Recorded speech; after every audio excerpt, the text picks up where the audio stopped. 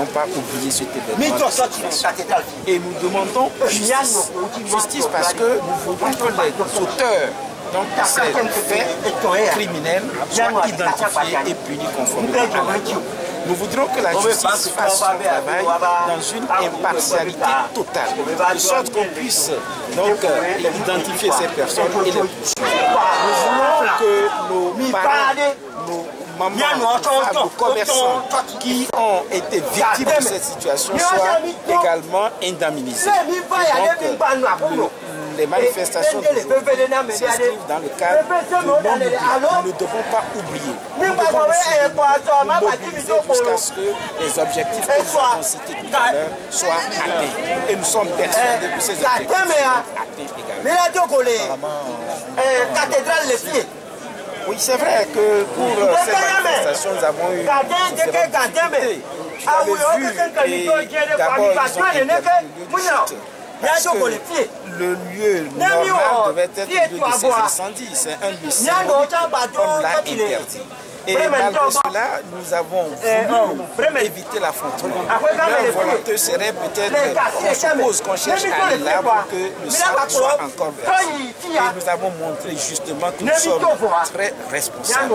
Et d'autant plus que cette interdiction est intervenue à moins de 24 heures des manifestations, alors que la loi exige que les interdictions interviennent au moins 72 heures avant la date de manifestation, de sorte que nous puissions faire des recours.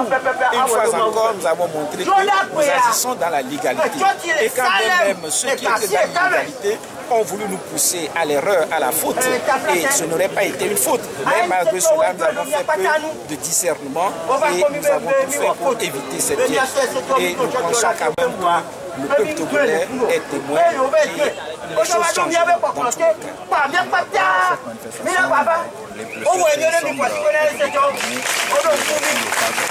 Effectivement, nous devons donc et tout ça pour obtenir ces élections locales.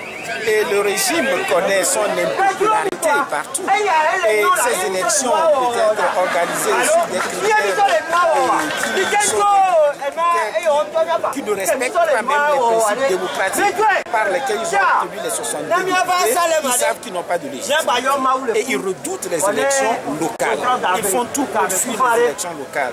L'une des batailles donc, décisives du CST cette année doit être les élections locales. Et nous devons les organiser, nous devons les gagner de sorte à pouvoir diriger les mairies, diriger les communes essentielles de notre pays. Et probablement par là, les changements vont commencer.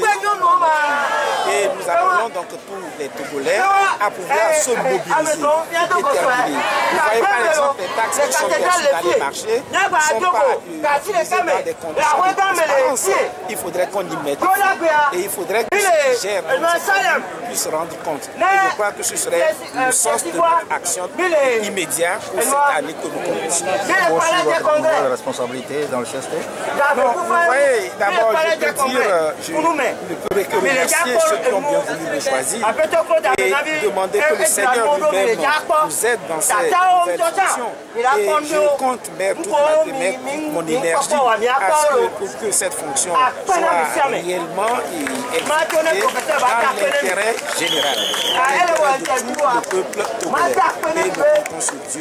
Dieu nous aidera à assumer ces fonctions dans l'intérêt de toutes les couches sociales, dans l'intérêt de toutes les ethnies, dans l'intérêt de toutes les tendances politiques, dans l'intérêt du Togolais, dans l'intérêt de l'homme tout court.